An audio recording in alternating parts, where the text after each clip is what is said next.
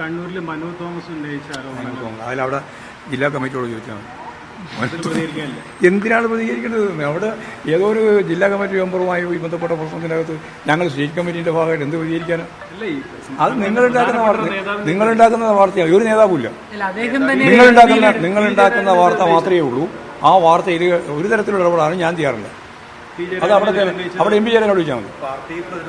അവിടെ ജില്ലാ secretary M P ജയരാജനോട് ചോദിച്ചാൽ കാര്യങ്ങൾ മനസ്സിലാവും. പാർട്ടിയൊന്നും പ്രതിരോധത്തിലാക്കാൻ വേണ്ടി നിങ്ങൾക്ക് സാധിക്കുന്നില്ല. അത് ഈ വാർത്ത ഇമാതിരി വാർത്തയൊക്കെ സൃഷ്ടിച്ചിട്ട് പാർട്ടിയെ പ്രതിരോധത്തിലാക്കാം എന്നാണ് നിങ്ങൾ ധരിക്കുന്നത്. അതൊന്നും പാർട്ടി പ്രതിരോധത്തിലാവുന്നില്ല.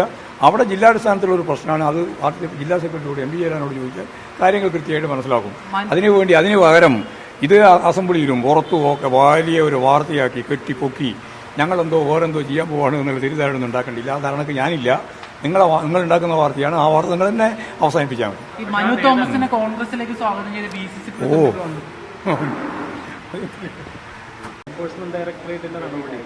ഇഡിയുടെ നടപടി തികച്ചും രാഷ്ട്രീയ പ്രേരിതമായ നിലയിലാണ്. മാധ്യമങ്ങൾക്ക് ആഘോഷിക്കാൻ വക നൽകുന്ന രീതിയിൽ തികച്ചും തെറ്റായ രീതിയിലുള്ള ഒരു നിലപാടാണ് ഇ ഡി കൈകാര്യം ചെയ്യുന്നത്. കരുവന്നൂർ ബാങ്കുമായിട്ട് ബന്ധപ്പെട്ട ഉണ്ടായ എല്ലാ തട്ടിപ്പിനെയും ഫലപ്രദമായിട്ട് കൈകാര്യം ചെയ്തു പോകണമെന്ന കാര്യത്തിൽ ഞങ്ങൾക്ക് ആർക്കും യാതൊരു തർക്കമില്ല. അതിനു പകരം ഇവിടെ വിവിധ പ്രതിപക്ഷ നേതാക്കളെയും പാർട്ടികളെയും രാഷ്ട്രീയമായ കാരണങ്ങൾ കൊണ്ട് പ്രതി ചേർക്കുന്ന നിലപാടാണ് ഇ ഡി സ്വീകരിച്ചുകൊണ്ടിരിക്കുന്നത് എന്ന് നമുക്ക് മുമ്പ് തന്നെ അറിയാം. ആ തരത്തിൽ ഇപ്പോൾ ഇ ഡി CPM-നെ തന്നെ പ്രതിയാക്കി കരുവന്നൂർ ബാങ്കുമായിട്ട് ബന്ധപ്പെട്ട തട്ടിപ്പിൽ CPIM-ന് വലിയ പങ്കുണ്ട് എന്ന് വരുത്തി തീർത്ത് ഒരു പുകമറ സൃഷ്ടിക്കാൻ വേണ്ടിയിട്ടാണ് രാഷ്ട്രീയ പ്രേരിതമായ രീതിയിൽ ഇത്തരം ഒരു നിലപാട് സ്വീകരിച്ചുകൊണ്ടിരിക്കുന്നത്. അതിൻ്റെ വിവരങ്ങളൊന്നും പൂർണ്ണമായിട്ട് ഞങ്ങൾക്ക് കിട്ടിയിട്ടില്ല. മാധ്യമങ്ങളുടെ ഭാഗമായിട്ട് കിട്ടിയ വിവരങ്ങൾക്കപ്പുറം എന്താണ് അവർ ചെയ്യുന്നത് എന്നതിനെ സംബന്ധിച്ച് ഞങ്ങൾക്ക് യാതൊരു വിവരവുമില്ല. മാധ്യമങ്ങൾ പറയുന്നത് തന്നെ ശ്രദ്ധിച്ച് നോക്കിയാൽ ഞാൻ ആദ്യം വിചാരിച്ചത് കഴിഞ്ഞ തെരഞ്ഞെടുപ്പിൻ്റെ ഭാഗമായിട്ട് 1 കോടി രൂപ ബാങ്കിൽ നിന്ന് വിഡ്രോ ചെയ്തതിൻ്റെ ഭാഗമായിട്ടുള്ള പണം അത് സംബന്ധിച്ചുള്ളൊരു പ്രശ്നമായിരുന്നു അന്ന് ചൂണ്ടിക്കാണിച്ചിരുന്നത്. അതപ്പോൾ അവർക്ക് കൃത്യം തിരിയില്ലാതെ അവർ ഒഴിവാക്കേണ്ടി വന്നു. അത് കേസിൻ്റെ ഭാഗമായിട്ട് പോവുകയും ചെയ്യാം. ഇപ്പോൾ പറയുന്നത് തികച്ചും വ്യത്യസ്തമായ ഒരു കാര്യമാണ്. അതായത് പാർട്ടി സംസ്ഥാനത്തുടനീളം branch, local committee, area committee ഉൾപ്പെടെയുള്ള നിരവധി ഘടകങ്ങൾക്ക്, 10,000 കണക്കിന് ഘടകങ്ങൾക്ക്, 1, 2, 10, 100 ആയിരക്കണക്കിന് ഘടകങ്ങൾക്ക് സംഘടനാ പ്രവർത്തനത്തിൻ്റെ ഭാഗമായിട്ട് ഓരോ ബ്രാഞ്ചിനും ലോക്കലിനും ഒക്കെ യഥാർത്ഥത്തിൽ ഓഫീസും സൗകര്യങ്ങളുമുണ്ട്. അതിപ്പോൾ തുടങ്ങിയൊന്നുമില്ല, എത്രയോ പതിറ്റാണ്ടുകളായിട്ടുള്ളതാണ്. പാർട്ടി തീരുമാനിച്ചിട്ടുള്ളത് ഏതെങ്കിലും ഒരു ബ്രാഞ്ച്, ഏതെങ്കിലും ഒരു ലോക്കൽ കമ്മിറ്റി അവിടെ ഓഫീസ് നിർമ്മിക്കുന്നതിന് വേണ്ടിയിട്ടുള്ള ആവശ്യത്തിനോ മറ്റെന്തെങ്കിലും ആവശ്യത്തിനോ വേണ്ടി സ്ഥലം വാങ്ങുന്നുണ്ടെങ്കിൽ ആ സ്ഥലമെല്ലാം പാർട്ടി ജില്ലാ കമ്മിറ്റിയുടെ പേരിലാണ്. പാർട്ടി ജില്ലാ കമ്മിറ്റിയുടെ പേരിലാണ് രജിസ്റ്റർ ചെയ്ത് വാങ്ങുക. അപ്പോൾ ഏത് ബ്രാഞ്ച് ഓഫീസിൻ്റെ രേഖ എടുത്ത് പരിശോധിച്ച് നോക്കിയാലും അത് DC-ൻ്റെ പേരിലായിരിക്കും.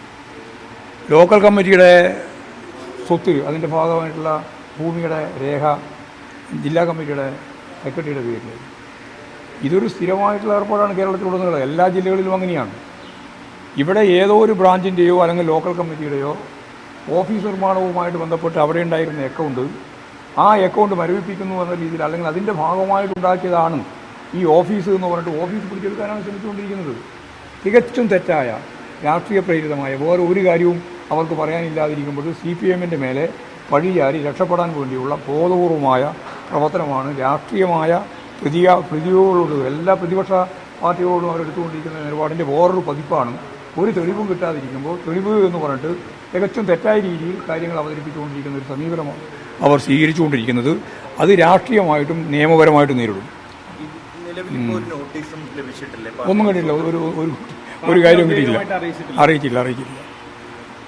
പാർട്ടിക്ക് ഇതെന്ത് വന്നൊന്ന് ഏതോ ബ്രാഞ്ചുണ്ടാക്കിയിട്ടുള്ള ഓഫീസ്, ഏതോ ലോക്കൽ കമ്മിറ്റി ഉണ്ടാക്കിയിട്ടുള്ള ഓഫീസ്, ആ ലോക്കൽ കമ്മിറ്റി ഉണ്ടാക്കിയ ഓഫീസ് ലോക്കൽ കമ്മിറ്റി ഫണ്ട് പിരിച്ചിട്ടല്ലേ ഉണ്ടാക്കുന്നത്.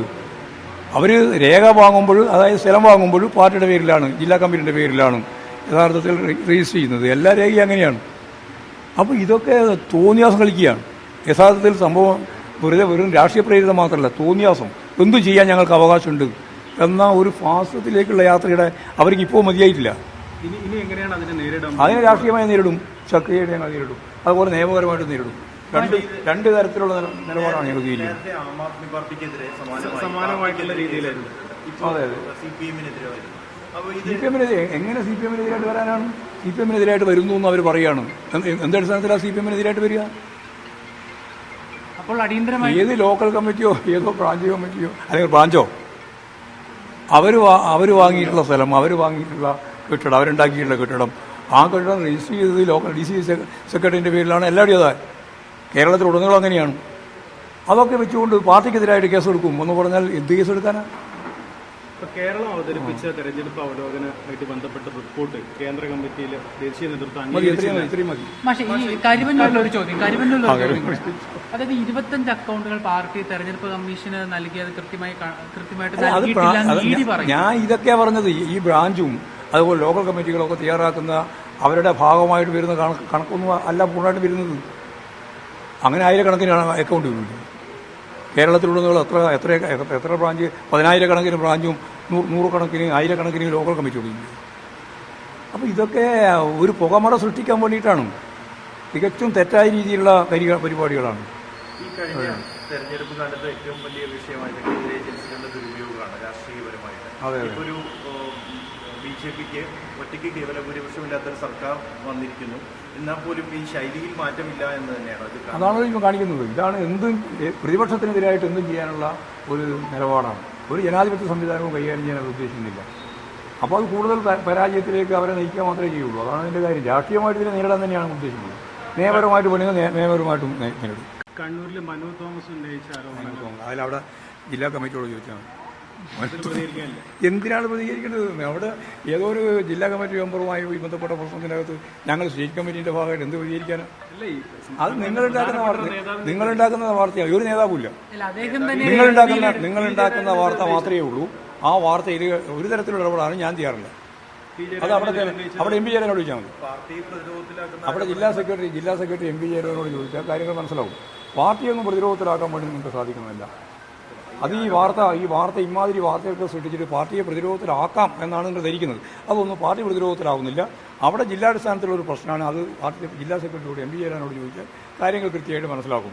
അതിനു പകരം ഇത് അസംബ്ലിയിലും പുറത്തും ഒക്കെ വലിയ ഒരു വാർത്തയാക്കി കെട്ടിപ്പൊക്കി ഞങ്ങളെന്തോ വേറെന്തോ ചെയ്യാൻ പോവാണ് എന്നുള്ള തിരിധാരണ ഉണ്ടാക്കേണ്ടില്ല. ആ ധാരണക്ക് ഞാനില്ല.